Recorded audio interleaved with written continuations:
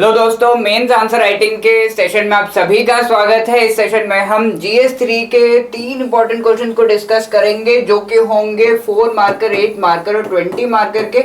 इन questions को आपको किस तरीके से आंसर करना चाहिए और ये क्वेश्चंस किस तरीके से आने वाले एग्जाम में रिलेवेंट है, इंपॉर्टेंट है, क्या इन क्वेश्चंस का स्ट्रक्चर होना चाहिए, ये सारी चीजें हम डिस्कस करेंगे इस सेशन में इन क्वेश्चन को आंसर करते हुए। आई होप आपने इनको आंसर किया होगा सुबह जो आपको क्वेश्चन फाइल मिली है और आप अभी इन क्वेश्चंस को जो है टैली करोगे, राइट। सबसे पहला क्वेश्चन यहाँ पर देखते हैं जो कि 4 मार्क्स का है। ये क्वेश्चन है, from this topic important missions and programmes of the department of space and ISRO. ये है GS3 का यूनिट 2 सब यूनिट 1 का टॉपिक यहाँ पर पूछा जा रहा है। ये चीज हम बहुत ही ज्यादा ट्रेंड में देख रहे हैं जहां पर इसरो जो है वो कोलैबोरेट कर रहा है प्राइवेट सेक्टर के साथ। यहाँ पूछा गया, describe the initiatives taken by the department of space to encourage private sector participation in space. ठीक है, इनिशिएटिव्स के बारे में हमें लिखना है जिसके थ्रू प्राइवेट सेक्टर के साथ कोलैबोरेट कर रहा है इसरो। यहाँ पर सबसे इंपॉर्टेंट चीज है आपको नोट करना कि कौन से ऐसे पार्ट्स हैं जिनको आपको मेनली आंसर करना है, यानी कि माइक्रो क्वेश्चंस क्या बन रहे हैं। ये है 60 वर्ड्स में आंसर करने वाला 4 मार्क्स का क्वेश्चन, तो एक ही माइक्रो क्वेश्चन बनेगा। आपको बताना है अबाउट द इनिशिएटिव्स। तो जब भी 4 मार्क्स का क्वेश्चन है, आप देखिए कि 4 पॉइंट्स में आप उसे आंसर कर सको। हमने आइडेंटिफाई कर लिया कि क्वेश्चन में पूछा क्या गया है, किस तरह के इनिशिएटिव्स हमें बताने हैं। प्राइवेट सेक्टर के साथ इसरो जो स्पेस सेक्टर में कोलैबोरेट कर रहा है उनके बारे में हमें बताना है। ओके, तो सबसे पहले हम बताएंगे कि डिपार्टमेंट ऑफ स्पेस जो है रिसेंटली प्राइवेट कंपनीज के साथ कोलैबोरेट कर रहा है। पहले ऐसा नहीं था, अभी कोलैबोरेट किया जा रहा है। डिफरेंट सेक्टर्स में लॉन्च व्हीकल्स हो गया या फिर सैटेलाइट मेकिंग हो गया, इन सभी चीजों में। और यहाँ हम जो है डिस्क्राइब करना शुरू करेंगे कौन से ऐसे इनिशिएटिव्स हैं जिनके थ्रू ये हो रहा है। सबसे पहले तो ये किया जा रहा है कि कोलैबोरेट करने के लिए कुछ इंपॉर्टेंट बॉडीज यानी कि पब्लिक सेक्टर एंटरप्राइजेस अंडरटेकिंग्स का निर्माण किया गया है। इनमें से सबसे इंपॉर्टेंट और सबसे जरूरी जो है अंतरिक्ष कॉरपोरेशन हो गया, न्यू स्पेस इंडिया लिमिटेड हो गया। ये 2 जरूरी PSUs है जिनके बारे में आपको लिखना होगा। ये 2 जो हैं 2 अलग अलग एस्पेक्ट्स को केटर कर रहे हैं। जहां पर न्यू स्पेस इंडिया लिमिटेड ये जो है इंडिया में कैपेसिटी बिल्ड करने का काम कर रहा है। प्राइवेट सेक्टर का कैपेसिटी इतना हो जाए कि जिस तरीके से इसरो एक बहुत ही सक्सेसफुल ऑर्गेनाइजेशन बना, लॉन्च व्हीकल्स की आप बात कर लो, PSLV को डेवलप किया, और इसी तरह का जो डेवलपमेंट है वो प्राइवेट सेक्टर में, प्राइवेट कंपनीज में मिले, उस कैपेसिटी को बिल्ड करने का काम जो हमारे कंट्री में, इंडिया में है, वो किया जा रहा है with the help of NSIL। अब अंतरिक्ष की अगर हम बात करें, ये कोलैबोरेट कर रहा है कमर्शियली, यानी कि इंडिया और बाकी देशों के साथ कोलैबोरेट कर रहा है। फॉर एग्जांपल PSLV हम लॉन्च कर रहे हैं किसी और देश के सैटेलाइट्स को जो है स्पेस में लॉन्च करने के लिए, राइट। तो वो चीजें अंतरिक्ष के द्वारा देखी जाएंगी। इसके साथ में एक और जो है बॉडी उसे एस्टैब्लिश किया गया है, Indian national space promotion and authorisation centre in space. इसके बारे में भी आप लिखोगे, ये इन स्पेस जो है वो भी NSIL की तरह कैपेसिटी बिल्डिंग में हेल्प कर रहा है। ठीक है दोस्तों, ये लिखा आपने। और रिसेंटली जो है इंडियन स्पेस एसोसिएशन को बनाया गया है, एक इनफॉर्मल सी ग्रुपिंग बनाई गई है जहां पर 3 इंपॉर्टेंट स्टेक होल्डर्स जो स्पेस सेक्टर में है, जो कि गवर्नमेंट खुद है, प्राइवेट सेक्टर है और साथ में हमारे एकेडमिशियंस हैं जो इन्वॉल्व हैं स्पेस रिसर्च में, इन का जो है कोलैबोरेशन के थ्रू नए पॉलिसीज, नए तरह के जो इनिशिएटिव्स है उनको लाने की कोशिश की जा रही है। तो काफी डिटेल में हमने बॉडीज के बारे में बता दिया, एजेंसीज के बारे में बता दिया जो इन्वॉल्व है इस चीज को जो है प्रमोट करने के लिए, जो कि प्राइवेट सेक्टर के साथ कोलैबोरेशन स्पेस सेक्टर में है। दूसरा हम बता रहे हैं consideration of the demand based model, जहां पर हम कंसिडर कर रहे हैं, पहले ये होता था कि हमारे पास लॉन्च करने की कैपेसिटी, टाइम और जो कॉस्ट है उसे बेयर करने की कैपेसिटी है, तब हम सैटेलाइट्स लॉन्च करते थे आराम से। अब हमारे पास ये कैपेसिटी बढ़ गई है, हम साथ में लेकर आए हैं स्मॉल सैटेलाइट लॉन्च व्हीकल को भी, इसको भी आप लिख सकते हो, जो कि डिमांड जब चाहिए, ये डिपेंडेंट नहीं है कि सप्लाई, अच्छा लॉन्च व्हीकल है तभी लॉन्च करेंगे। अब है कि सैटेलाइट्स लॉन्च करने हैं तो हम जो है वो चीज कर पा रहे हैं, सैटेलाइट्स लॉन्च कर रहे हैं या फिर कमर्शियली हम किसी और कंट्री के सैटेलाइट्स को भी लॉन्च जो है डिमांड के बेसिस पर वो कंट्री को लॉन्च करना हम लॉन्च करने के लिए रेडी हैं ऑलमोस्ट ऑलवेज, ठीक है। तो इस तरीके से हमने पर्सपेक्टिव बदला, जहां पर डिमांड बेस्ड जो हमारा सैटेलाइट लॉन्चिंग प्रोग्राम था उसको हमने सप्लाई बेस्ड था वो उसको हमने डिमांड बेस्ड कर दिया है, ठीक है। तो ये एक इम्पॉर्टेंट पॉलिसी वेरिएशन जो है लाया गया है। ओनरशिप जो है वो भी चेंज की गया, NSIL to take ownership from DOS for operational launch vehicles, commercial launches, satellites and services. इन सभी में प्राइवेट सेक्टर के कोलैबोरेशन को बढ़ाने के लिए NSIL ने इनकी ओनरशिप ली है और इस सारे इन सभी जो सब सेक्टर्स हैं उनको प्रमोट करने का काम किया जा रहा है। Capacity building, ISRO to carry out capacity building in space domain through development of new technologies develop किया जाएगा, capabilities develop किए जाएंगे और इनको disseminate किया जाएगा NSIL और जो नॉन गवर्नमेंट प्राइवेट एंटिटीज हैं उनके थ्रू प्राइवेट सेक्टर के कोलैबोरेशन को भी किया जाएगा। इसके साथ में न्यू टेक्नोलॉजीज, जिस तरीके से मैंने ऑलरेडी डिस्कस किया कि SSLV जैसे न्यू टेक्नोलॉजीज को ऑलरेडी डेवलप किया गया है, इसके ट्रायल्स जो है अभी चल रहे हैं, जहां पर स्मॉल सैटेलाइट लॉन्च व्हीकल यानी कि स्मॉल सैटेलाइट्स को डिमांड बेसिस पर लॉन्च करने के लिए जो है जो पूरा का पूरा प्रोग्राम है वो किया जा सकता है, ठीक है, आराम से किया जा सकता है। स्मॉल सैटेलाइट्स को हम लॉन्च कर सकते हैं डिमांड के बेसिस पर। पहले ये होता था कि PSLV बड़ा सा लाओ, बहुत टाइम बहुत सारा पैसा खर्च करो तभी लॉन्च होता था। अब SSLV छोटे छोटे सैटेलाइट्स को भी हम आराम से छोटे से लॉन्च व्हीकल के थ्रू लॉन्च कर सकते हैं जब भी डिमांड है। Let's say come satellites 10 satellites हमें लॉन्च करने हैं, 50 करने हैं, तो उन्हें भी हम कर सकते हैं on the basis of the capacity, ठीक है। तो ये चीज़ हमने बता दी कि कैसे प्राइवेट सेक्टर के साथ कोलैबोरेट किया जा रहा है। 4 पॉइंट्स इसमें से कोई भी आप लिख सकते हो, 5 पॉइंट्स आपको जो है दिखाए गए हैं। अब आगे बढ़ते हुए दूसरा क्वेश्चन जो कि 8 मार्क्स का है, 120 वर्ड्स में आपको आंसर करना है। ये है applications of space technology in natural resources development and communication, जो कि हमारे GS3 यूनिट 2 सब यूनिट 1 का टॉपिक है। यहाँ पर पूछा गया है discuss the applications of space technology in GEO MG NREGA, ठीक है। तो ये जो है यहाँ पर आपको देखना है कि कमीशन इस तरह के क्वेश्चन पूछता है जहां पर स्पेस टेक्नोलॉजी को किसी न किसी स्कीम, इनिशिएटिव जहां पर स्पेस टेक्नोलॉजी यूज की गई है उससे लिंक करके यहाँ पर स्पेस टेक्नोलॉजी का क्या यूज है वो पूछा जाता है। तो ये एक इनिशिएटिव है जहां पर स्पेस टेक्नोलॉजी यूज किया जा रहा है और ये क्वेश्चन आ सकता है, एग्जाम पॉइंट ऑफ व्यू से इंपॉर्टेंट है। यहाँ आप देखिए कि माइक्रो क्वेश्चंस क्या है और पूछा क्या गया है, डायरेक्टिव क्या है। तो सबसे पहले यहाँ आपको देखना है स्पेस टेक्नोलॉजी और जियो मनरेगा के बारे में पूछा गया है। तो जियो मनरेगा के बारे में पहले आप लिखोगे और स्पेस टेक्नोलॉजी जो है वहाँ पर कैसे इस इनिशिएटिव में यूज की जा रही है वो होगा आपके आंसर का सेकेंड पार्ट। डायरेक्टिव वर्ड क्या दिया गया है कि डिस्कस, ठीक है। तो इनको आपको अच्छे से डिस्क्राइब करना है इस क्वेश्चन के पर्सपेक्टिव में अगर हम देखें। तो 8 मार्क्स का क्वेश्चन है, 120 वर्ड्स में हम आंसर करेंगे। जो ये है इससे आप समझ रहे होंगे MGNREGA, जहां पर इंफ्रास्ट्रक्चर डेवलप करने का काम किया जा रहा है, ड्यूरेबल एसेट्स बनाए जा रहे हैं। हम जानते हैं स्कूल्स हो गए, हॉस्पिटल्स हो गए, इनको डेवलप करते हुए मैनुअल लेबर प्रोवाइड किया जाता है, मैनुअल लेबर, और उसके थ्रू लाइवलीहुड सपोर्ट प्रोवाइड किया जाता है लोगों को जिनके पास एम्प्लॉयमेंट नहीं है। तो एक तरीके से एम्प्लॉयमेंट गारंटी प्रोवाइड की जाती है, ये हम जानते हैं। अब इस एम्प्लॉयमेंट गारंटी में जो एसेट्स बनाए जा रहे हैं, यानी कि जो हॉस्पिटल बन गया, लेट्स से कोई अभी हम देख रहे थे कि हमारे स्वच्छ भारत के तहत हम जो है बाथरूम्स बना रहे थे और इनको बनाने के बाद इनको जियो टैग किया जाता है, ठीक है, कि कौन से एरिया में ये बने हैं। जियो टैग करने से उनका जो लोकेशन स्पेसिफिक इंपॉर्टेंट डिटेल्स है वो प्रोवाइड हो जाते हैं और पता चलता है कि एक एरिया में कितने सारे एसेट्स बनाए गए हैं, कब बनाए गए हैं, लोकेशन उनका क्या है।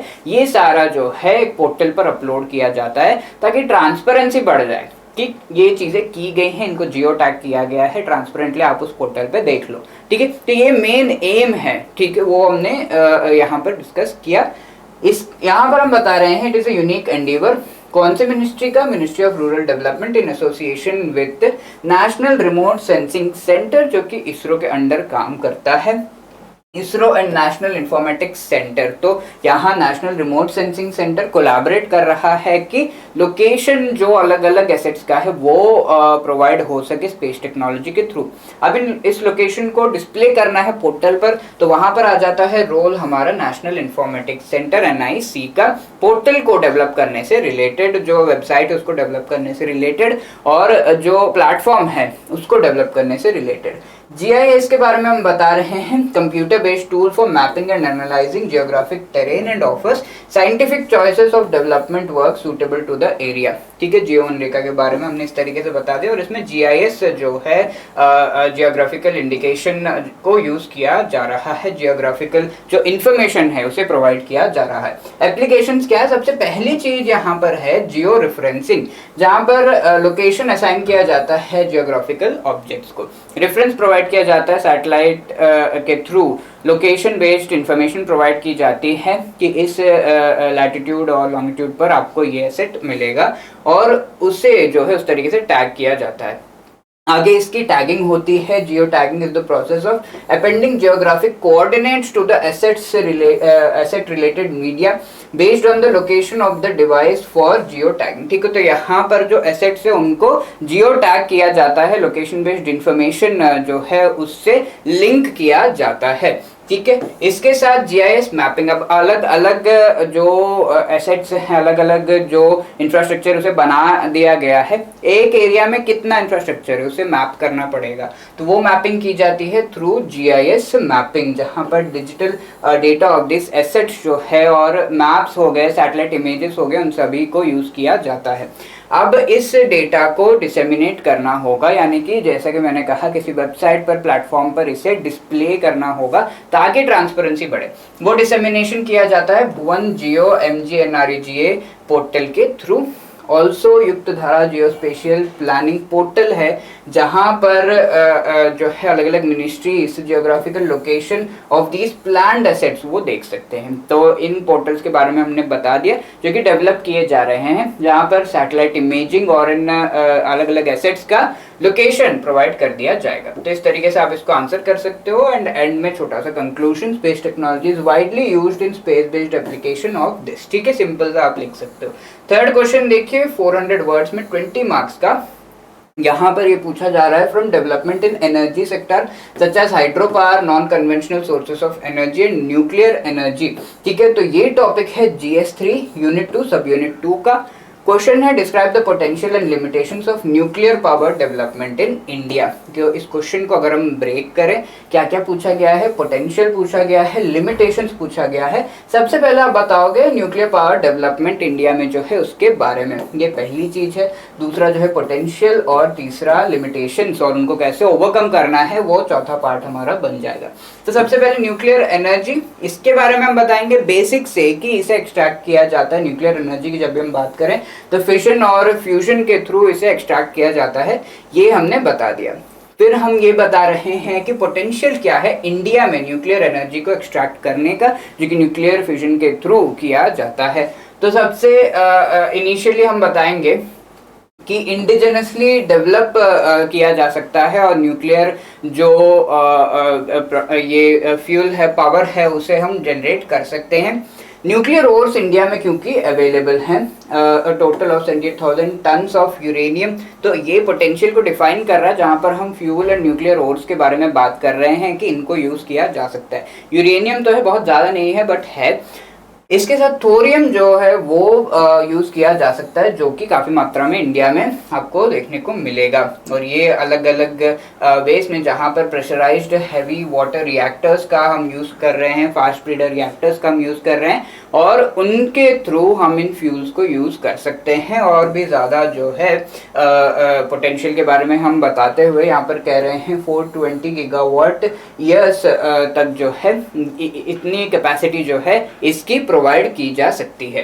रिजल्टिंग डिप्लीटेड जो यूरेनियम है, तो यूरेनियम के थ्रू जब हम ये कर रहे हैं तब यूरेनियम यूज़ करने के बाद उसके जो एंड प्रोडक्ट्स है उससे भी जो इलेक्ट्रिसिटी है वो जनरेट किया जा सकता है, और उसमें से सेपरेटेड प्लूटोनियम जो है वो निकलता है, उसे फास्ट ब्रीडर रिएक्टर्स में हम यूज़ कर रहे हैं, और इसका भी कैपेसिटी हमने बता दिया है और इसकी पोटेंशियल के बारे में हमने बता दिया है। इसके आगे थोरियम को हम यूज़ कर सकते हैं, और अलग अलग स्टेजेस जो हैं उसमें हम इन अलग अलग फ्यूल को यूज़ करते हैं, और इसके बारे में डिटेल में हमने यहाँ पर बता दिया है। यहाँ हम बता रहे हैं far beyond the extension of coal deposit जो इंडिया में है, न्यूक्लियर एनर्जी को हम यूज़ कर सकते हैं, ये एस्टिमेट किया गया है।